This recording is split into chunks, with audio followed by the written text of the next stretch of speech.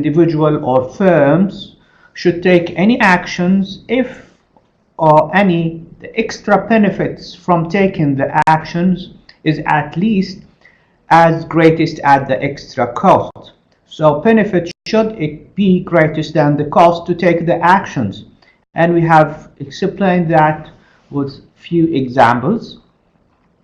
What is the third option? Scarcity, cost, benefits, opportunity cost. Opportunity cost اللي هي تكلفة الفرصة البديلة. So these three concepts have been revised in the past lecture.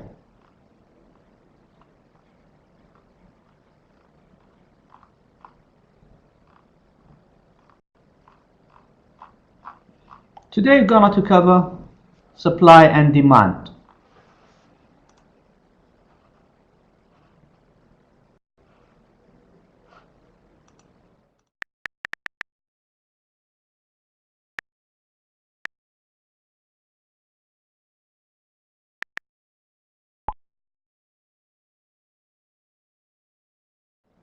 Sellers in the marketplace. So demand reflects the behaviors of buyers, supply reflects the behaviors of sellers. They interact together and they determine something we call equilibrium. Equilibriums اللي هو التوازن أو التوازن بين العرض والطلب. Equilibrium between supply and demand. What happens if shift in supply and demand curves occurs? What happens? What's the change? What's going to happen? What's the relation between demand and supply, individual demand and market demand? This is all we're going to discuss in today's lecture.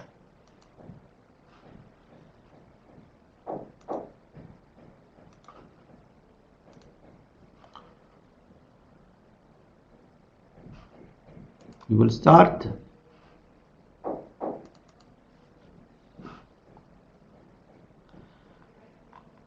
saying how food and how things distributed or allocated among people or public in societies. There are different markets: food markets, housing markets. Let's start and see how is the food market distributed among public.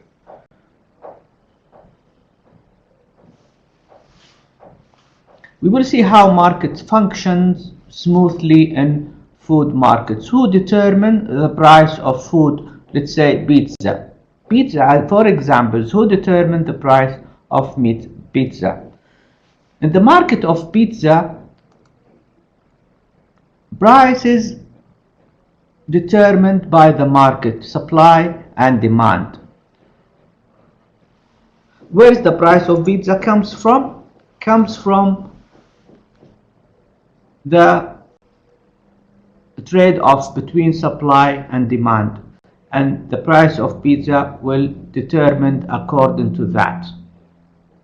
Why some pizza is good, some is cheap, some expensive, some are cheap. This depends on the opportunity cost of every delivery of the goods, the type of the material used, sometimes the locations, sometimes the quality. It determines the price of pizza. High class pizza will be higher price, low class pizza will be a lower price, and all prices are determined by the market. Doesn't determined by someone or individual. So someone cannot sell a high price for pizza in very low district, for example. So he has to put the reasonable price and let the price determined by the demand and supply movement along the time. This is how the price of pizza will be determined.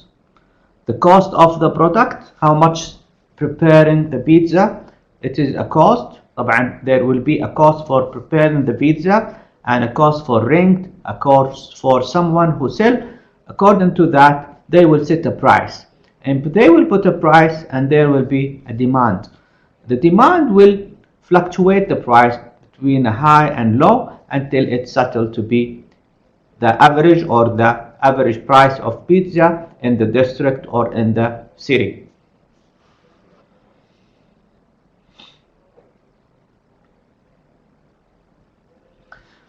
Okay, different than that,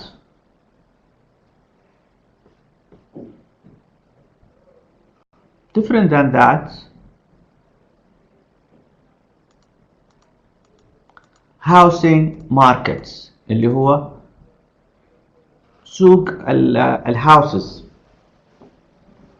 real estate. Housing market is different than pizza markets.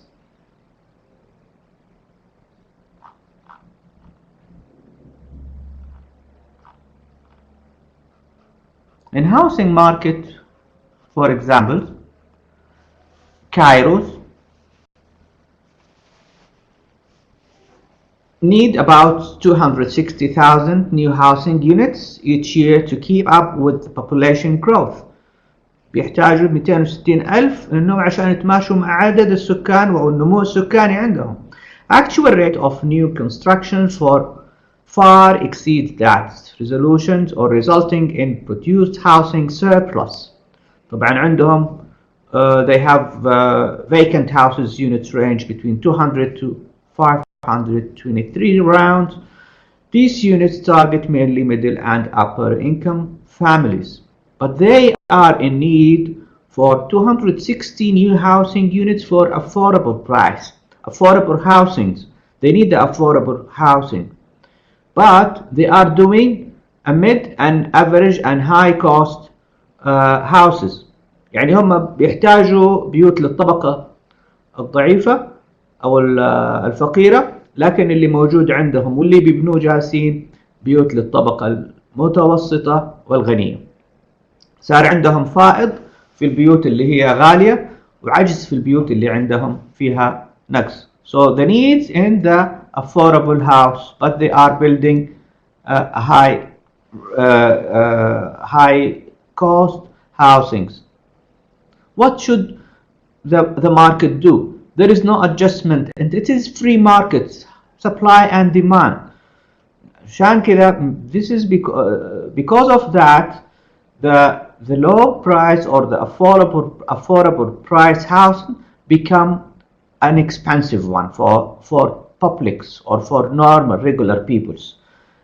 This is not a free market in here. Governments can interfere and put rules and regulations. In the market of food, pizza, free market for most parts of the markets. The determinants of the prices and allocation of the foods determined by demand and supply. But for housing, it is different markets, so it does or it has to be restricted by some administrative rent and regulations. For the most part, determine the allocation of housing units should be applied in here. So a difference now we get out of this by saying market of foods and pizza and small items different than not a free market restricted by rules and regulations. In a society we have in microeconomics has to answer three regular questions. What or which good will be produced? ماذا ننتج? How much of each we have to produce? كم الكمية المناسبة اللي ننتجها عشان تشبع الحاجات? Which technology should we use? Which resources are used? And the last third question, for whom I am producing that goods.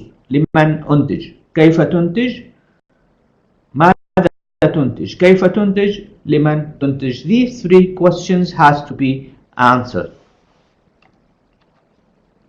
So differentiation between the two markets, we have a free market that we call it the market determinants of price, buyers and sellers signals wants and costs, resources and goods are allocated accordingly, interactions of supply and demand answer these three basic questions: for whom, to whom, and how or why you produce. So these are the main determinants in the free markets. So we call it the market's visible hand, invisible hand. اليد الخفية اللي بتحدد سعر العرض والطلب في السوق in this market اللي هي the market of food. Yes, Haifa. Central planning, this is another market which is the market of real estate or housing. Decision by individuals or small groups بيتحكم فيه مجموعة أشخاص صغيرة زي مثلا giving government regulations. فطالما انه بيتحكم فيه مجموعة اشخاص زراعية او مشاريع حكومية او قوى influence